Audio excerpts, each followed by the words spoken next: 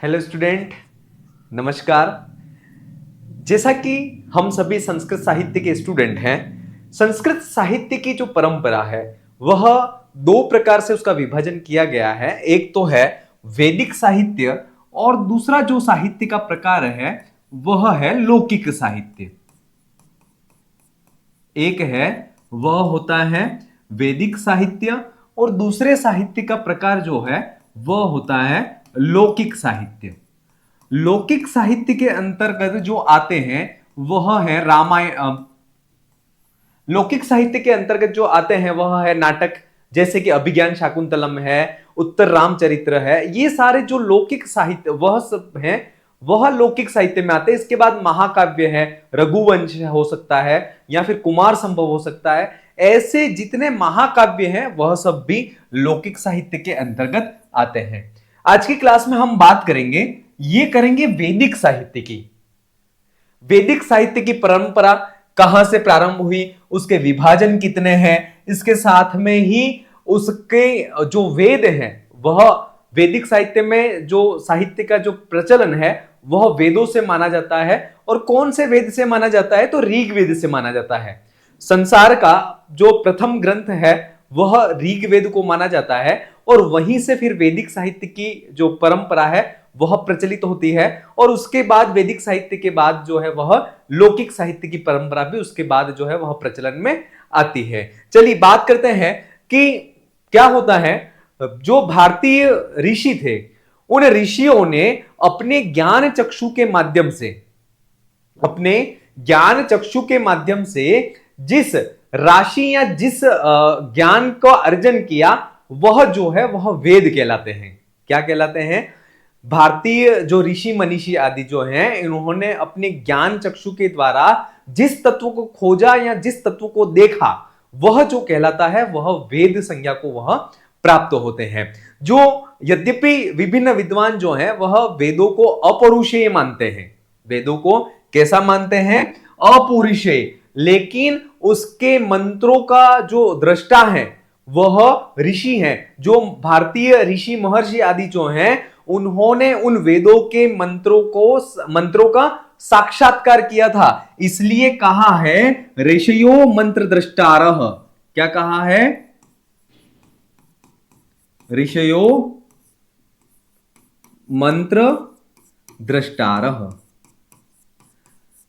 अर्थात जो ऋषि सन्यासी आदि हैं उन्होंने, यद्यपि वेद अपौरुषेय हैं, परंतु उन अपौरुषेय वेदों के मंत्रों का जो साक्षात्कार है वह किन्होंने किया था?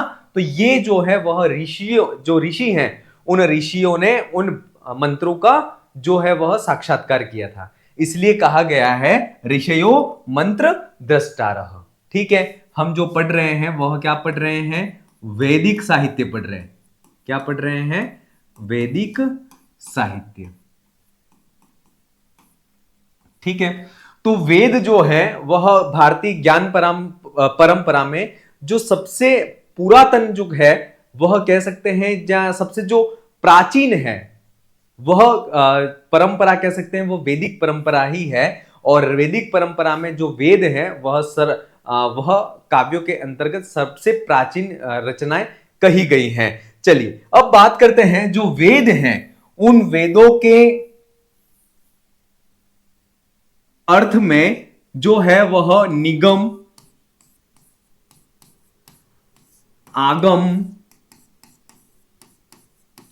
श्रुति, छंदस, इन शब्दों का प्रयोग भी वेदों के अर्थ में किया जाता है। किन किन शब्दों का? निगम है, आगम है, श्रुति है, छंदस है। इन शब्दों का जो प्रयोग है वह वेदों के अर्थों में किया जाता है। क्लियर? इसके बाद बात करते हैं वह है कि वेद जो शब्द है, वेद शब्द जो है उस वेद शब्द की व्युत्पत्ति किस प्रकार से हुई थी? तो वेद शब्द जो है वह विद धातो ज्ञानार्थक, विद धातु ज्ञानार्थक जो विद धातु है उसके साथ घय प्रत्यय के योग से, किस प्रत्यय के योग से? घय प्रत्यय के योग से जो वेद शब्द है उस वेद शब्द की निष्पत्ति होती है, और वेद शब्द का शाब्दिक अर्थ जो है वह देखें तो उसका जो अर्थ होता है वह होता है ज्ञान राशि।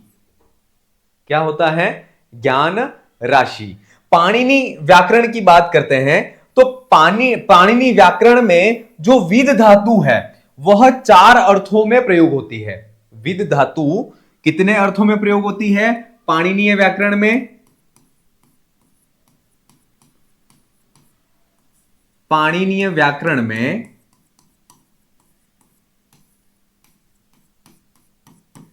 विद धातु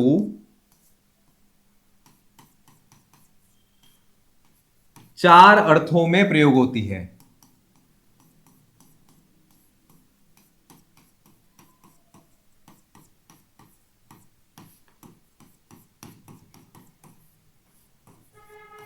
कौन कौन से 4 अर्थ हैं? तो एक तो है विद ज्ञाने। क्या है? विद धातु जो ज्ञाने ज्ञान अर्थ में प्रयोग होती है। विद विचारणे, विद विचारणे।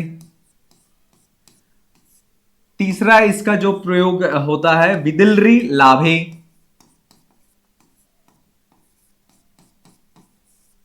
है ना। ये सारे जो प्रयोग हैं वह विद धातु जिस अर्थ में प्रयोग हो रही है उसकी बात यहां पर की जा रही है, और इसके बाद जो चौथा जो है वह जिसमें प्रयोग होता है इसका वह है विद सत्तायाम। किसमें होता है? विद सत्तायाम। क्लियर? तो इस प्रकार से पाणिनीय व्याकरण जो है उस पाणिनीय व्याकरण में विद धातु जो है वह कितने अर्थों में प्रयोग होती है? तो वह 4 अर्थों में प्रयोग होती है। चलो ये बात हो गई विद धातु की निष्पत्ति किस प्रकार से हुई है। अब परीक्षा में क्या होता है, विभिन्न विद्वान जो हैं उन्होंने वेदों की परिभाषा को अलग अलग दिया है जो कि परीक्षा में पूछा जाता है, और उसकी बात करते हैं। तो सबसे पहले जो है वह विद्यन्ते ज्ञायन्ते, विद्यन्ते ज्ञायन्ते लभ्यन्ते,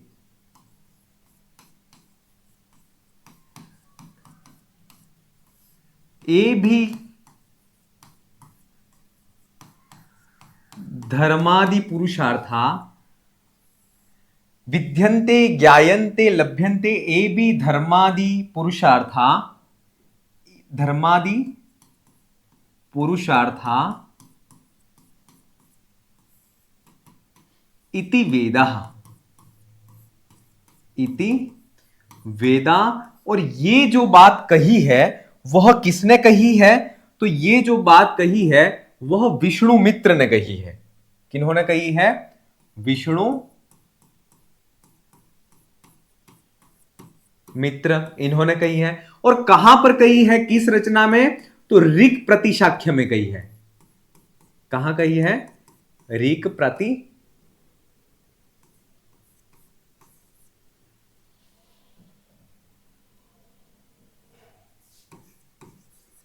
ऋक् प्रतिशाख्य, वहां पर यह बात इन्होंने कही है कि जिसके द्वारा धर्म आदि जो धर्म अर्थ काम मोक्ष जो 4 प्रकार के पुरुषार्थ हैं उन पुरुषार्थों की प्राप्ति होती है, या उन पुरुषार्थों का ज्ञान होता है, वह जो है वह वेद कहे गए हैं। क्या कहे गए हैं?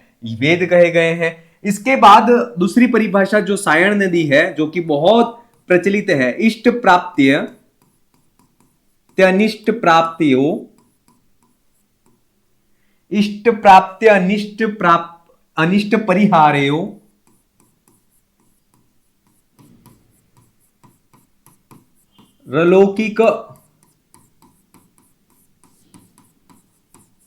रलौकिकमुपायो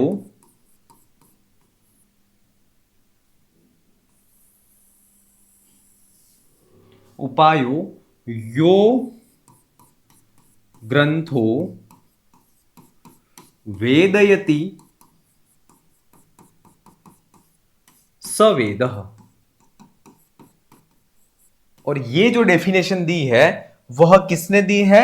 तो ये डेफिनेशन जो दी है वह सायणाचार्य जो है उन्होंने ये डेफिनेशन दी है कि जो इष्ट प्राप्ति और अनिष्ट अनिष्ट का परिहार कराने के लिए जो अलौकिक उपाय है, उस ऐसे उन अलौकिक उपायों को जो ग्रंथ बताता है वह है वेद संज्ञा को प्राप्त होता है। ये जो डेफिनेशन है वह बहुत महत्वपूर्ण है और ये मोस्ट ऑफ परीक्षा में पूछी जाती है। और ये कहने वाले कौन है?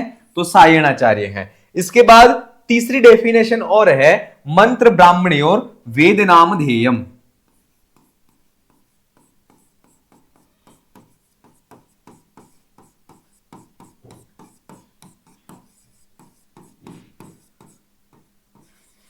मंत्र ब्राह्मणी और वेद नाम ध्येयम, ये जो डेफिनेशन है वह आपस्तंभ सूत्र,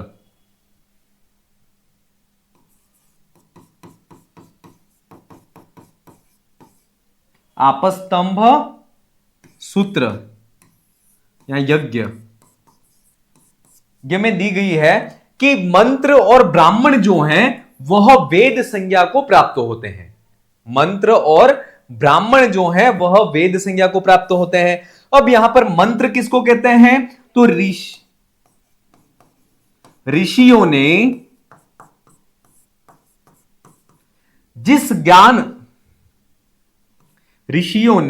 जिस दिव्य ज्ञान का साक्षात्कार किया,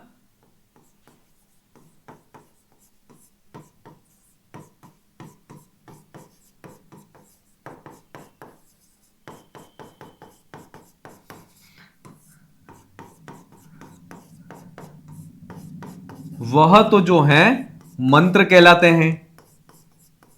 वह क्या कहलाते हैं? मंत्र कहलाते हैं।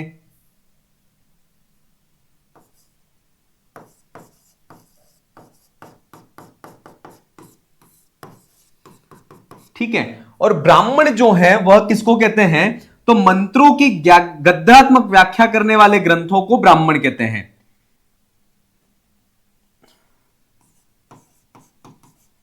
मंत्रों की गद्यात्मक व्याख्या करने वाले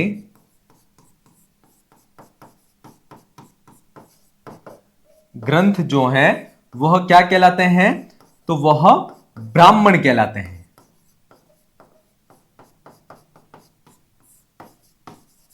क्लियर? ऋषियों ने जिस दिव्य ज्ञान का साक्षात्कार किया वह तो मंत्र कहलाता है, और मंत्रों की गद्यात्मक जो व्याख्या करने में सक्षम है ऐसे जो ग्रंथ हैं वह ब्राह्मण संज्ञा को प्राप्त होते हैं।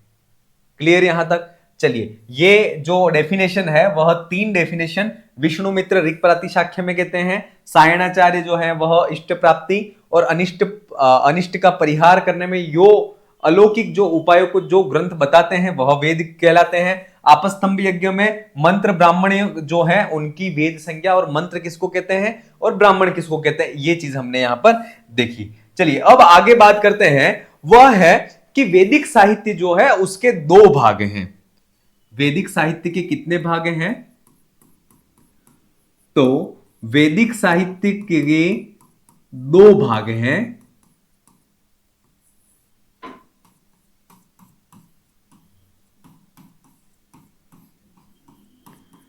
पहला तो भाग है वह है संहिता, और दूसरा जो इसका भाग है वह है ब्राह्मण। क्या है? ब्राह्मण। संहिता का मतलब जो है वह क्या होता है?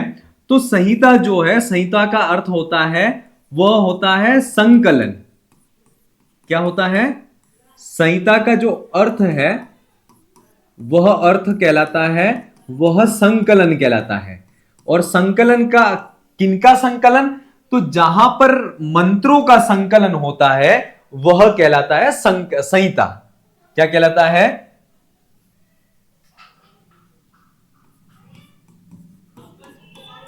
मंत्रों का जहां पर संकलन हो,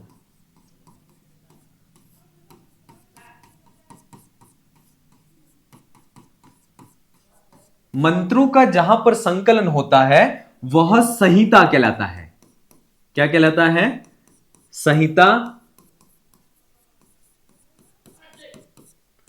वह संहिता कहलाते हैं।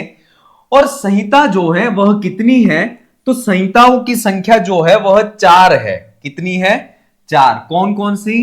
तो आप सभी को पता है 4 संहिता कौन सी हैं? ऋग्वेद, यजुर्वेद, तीसरा है वह है सामवेद, चौथा जो है वह है अथर्ववेद। ये 4 जो है वह संहिता है। ठीक है। अब इन संहिताओं में जो त्रयी के अंतर्गत आते हैं, वह त्रयी के अंतर्गत कौन कौन सी संहिता आती हैं? तो त्रयी के अंतर्गत जो आती हैं वह ऋग्वेद, यजुर्वेद और सामवेद। ये जो 3 वेद हैं, इन 3 वेदों की कौन सी संज्ञा होती है? तो इन 3 वेदों की त्रयी संज्ञा होती है। ठीक है।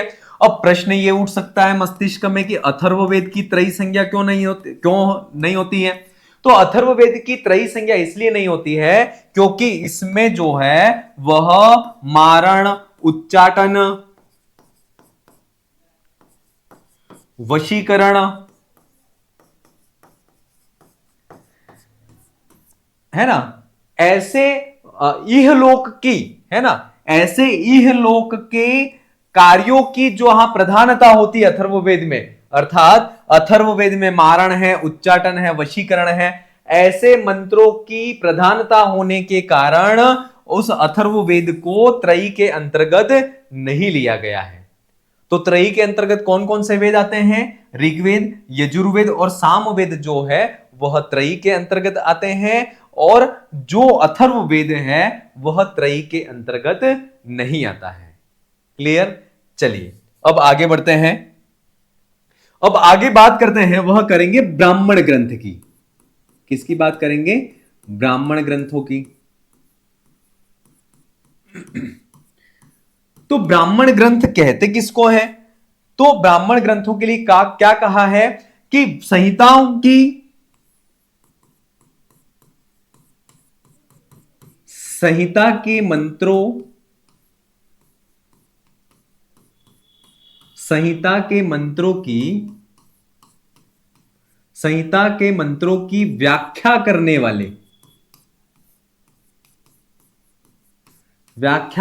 वाले ग्रंथ ब्राह्मण कहलाते हैं। क्या कहलाते हैं? ब्राह्मण कहलाते हैं। ब्राह्मण जो है इनके 3 भाग हैं। कौन कौन से? तो एक तो हो गया, वह हो गया ब्राह्मण। दूसरा जो इसका भाग हो गया वह हो गया आरण्यक। तीसरा जो इसका भाग हो गया वह हो गया उपनिषद। क्या हो गया तीसरा भाग इसका? ब्राह्मण, आरण्यक और उपनिषद। तो ब्राह्मण ग्रंथों के कितने भाग हो गए? ब्राह्मण ग्रंथों के 3 भाग हो गए। ब्राह्मण हो गया, आरण्यक हो गया और उपनिषद हो गया। ठीक है। अब यह प्रश्न परीक्षा में पूछा जाता है कि इनका प्रयोग जो है वह किस किस अवस्था, किस किस आश्रम के लिए होता है, यह परीक्षा में पूछा जाता है। तो देखिए, जो ब्राह्मण ग्रंथ हैं उन ब्राह्मणों का प्रयोग है वह गृहस्थाश्रम के लिए, है ना। ब्राह्मण ग्रंथों का प्रयोग जो है वह गृहस्थाश्रम में किया जाता है। आरण्यक जो है उन आरण्यक ग्रंथों का प्रयोग वानप्रस्थाश्रम में किया जाता है। कहां किया जाता है? वानप्रस्थाश्रम में किया जाता है। उपनिषद जो है उन उपनिषदों का प्रयोग संन्यासाश्रम में किया जाता है।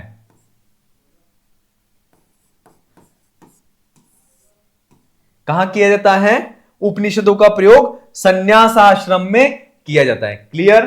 तो ब्राह्मणों ग्रंथों का प्रयोग गृहस्थाश्रम में किया जाता है। आरण्यक जो है इनका प्रयोग वानप्रस्थाश्रम में किया जाता है। उपनिषद जो है उनका प्रयोग संन्यासाश्रम में किया जाता है। ये 3 जो ब्राह्मण ग्रंथों के तीन प्रकार हैं, तीन भाग हैं, उनका किन आश्रमों में प्रयोग किया जाता है, वह बात यहां पर हुई। इस प्रकार से वैदिक साहित्य या वैदिक वांग्मय जो है, उस वैदिक वांग्मय के कुल कितने भाग हो जाते हैं? तो वैदिक वांग्मय के 4 भाग हो जाते हैं। कितने भाग हो जाते हैं? 4 भाग हो जाते हैं। कैसे? 4 भाग किस प्रकार से हुए? तो सबसे पहला तो मंत्र या संहिता, मंत्र या संहिता। दूसरा जो भाग है वह हो गया ब्राह्मण। तीसरा जो इसका भाग हो गया वह हो गया आरण्यक। और चौथा जो इसका भाग है वह हो गया उपनिषद।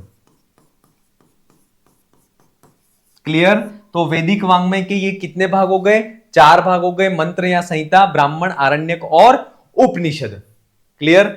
चलिए अब बात करते हैं, अब इन चारों वेद जो है, संहिता जो है, उन संहिताओं के आचार्य कौन थे, इनके देवता कौन है, ऋत्विक कौन है, इसके साथ ही ऋत्विक के बाद जो है इन चारों वेदों का उपवेद क्या है, इसकी बात भी हम यहां पर करते हैं, क्योंकि यह परीक्षा की दृष्टि से इंपॉर्टेंट है और इसको बहुत अच्छी तरह से आप देखिएगा। सबसे पहले यहां आएगा वेद का नाम, फिर जो यहां पर आएगा वह आएगा देवता, फिर आचार्य,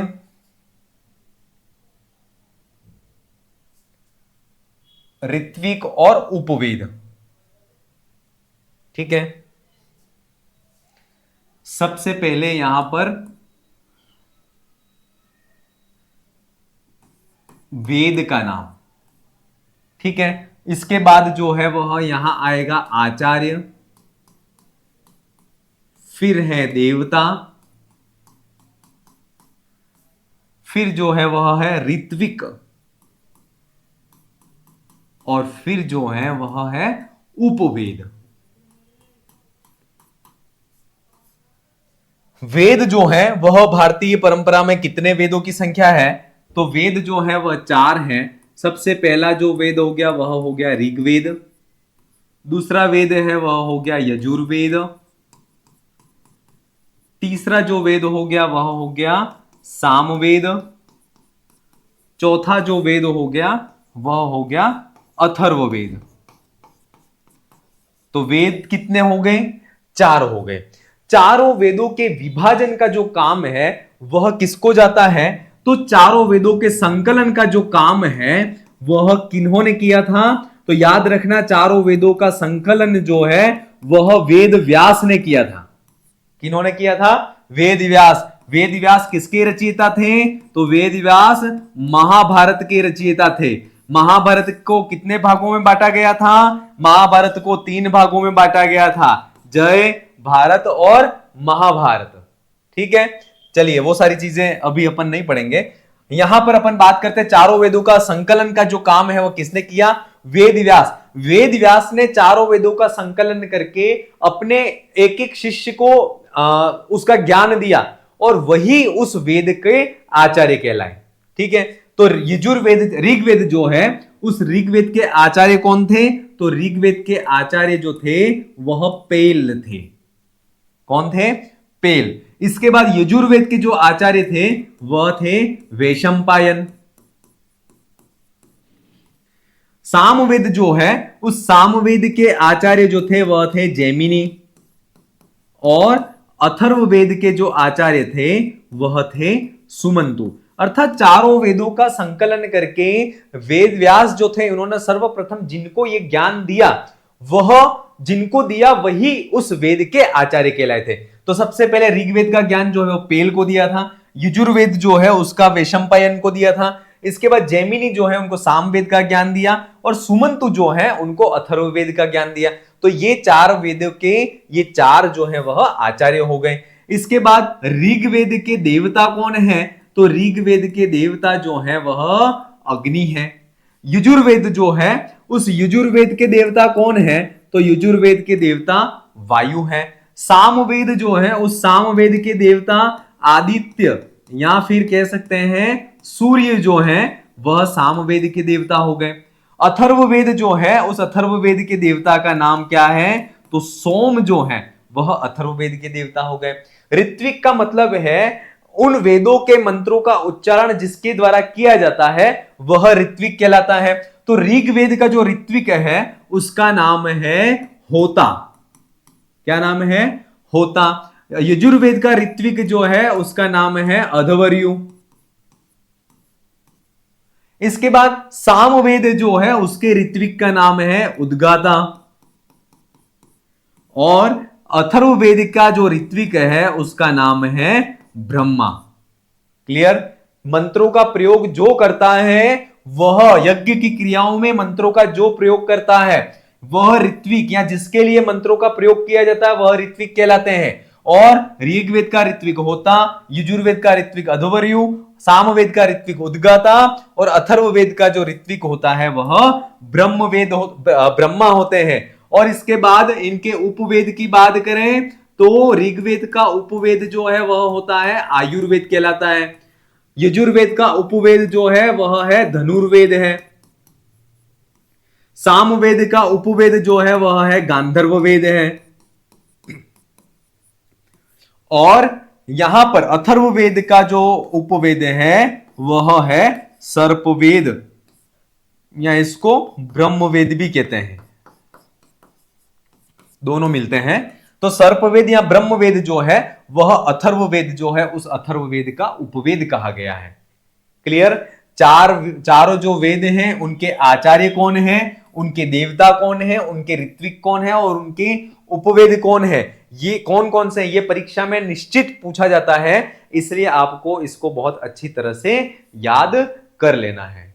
क्लियर? चलिए अब बात करते हैं कि महाभाष्य के जो पतंजलि है, महाभाष्यकार जो पतंजलि हैं, उन्होंने चारों वेदों के जो शाखाएं हैं उन शाखाओं के बारे में महाभाष्य में कहा है। क्या कहा है? तो एक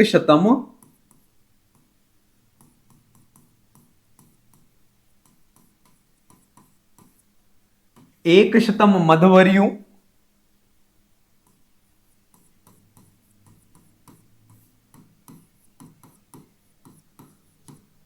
सहस्त्रवर्त्मा सामवेदः, सहस्त्रवर्त्मा सामवेदः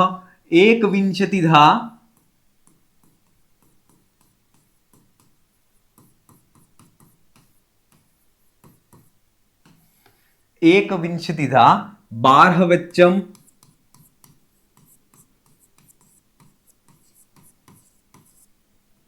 और इसके बाद कहा है नवधाथर्व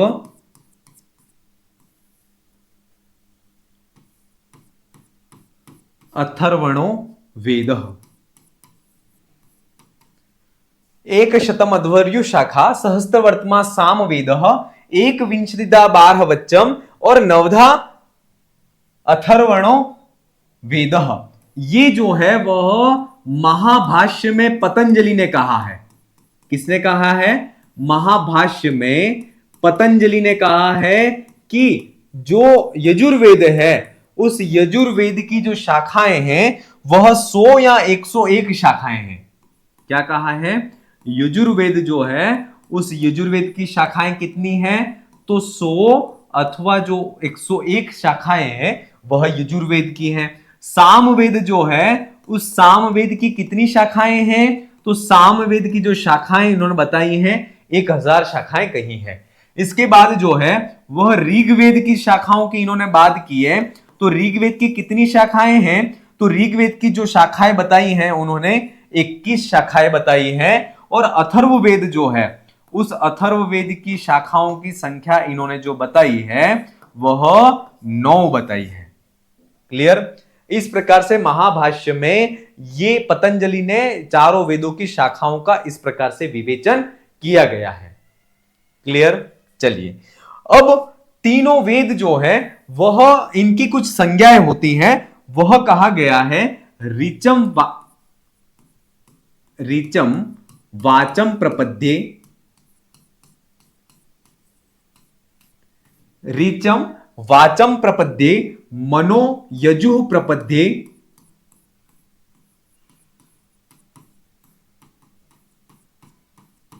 मनो यजु प्रपद्ये और सामः प्राणम प्रपद्ये, सामः प्राणम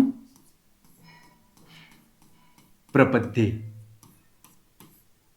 अर्थात जो ऋग्वेद है वह ऋग्वेद वाक तत्व की संज्ञा को प्राप्त होता है। ऋग्वेद जो है उसकी कौन सी संज्ञा होती है, तो उसकी वाक संज्ञा प्राप्त होती है। इसके बाद जो है यजुर्वेद जो है उस यजुर्वेद की कौन सी संज्ञा होती है, तो मनोह।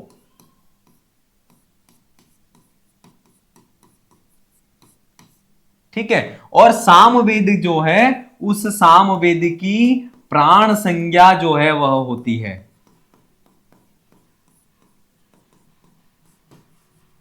क्लियर हो गया। ऋग्वेद जो है उस ऋग्वेद की वाक संज्ञा, यजुर्वेद जो है उस यजुर्वेद की जो है वह मनोसंज्ञा, और जो सामवेद है उस सामवेद की प्राण संज्ञा। इस प्रकार से इन तीनों वेदों की इस प्रकार से संज्ञाएं भी होती हैं। क्लियर। इस प्रकार से हमने आज की क्लास जो है उस आज की क्लास में हमने चारों वेद, ब्राह्मण, आरण्यक और उपनिषद, और इसके साथ में ब्राह्मणों के भेद, इसके बाद ऋग्वेद, यजुर्वेद, सामवेद, इनकी कौन कौन सी संज्ञाएं होती हैं, इसके बाद इनकी कितनी शाखाएं हैं इनकी, और इसके बाद में इनके ऋत्विक कौन से हैं, आचार्य कौन से हैं, इन सब की बात हमने आज की क्लास में की। अगली क्लास में ऋग्वेद, यजुर्वेद, सामवेद, इनके जो वर्ण वस्तु है इसको लेकर के अगली क्लास में फिर मिलेंगे। आप अपनी तैयारी को अनवरत रूप से जारी रखें। धन्यवाद।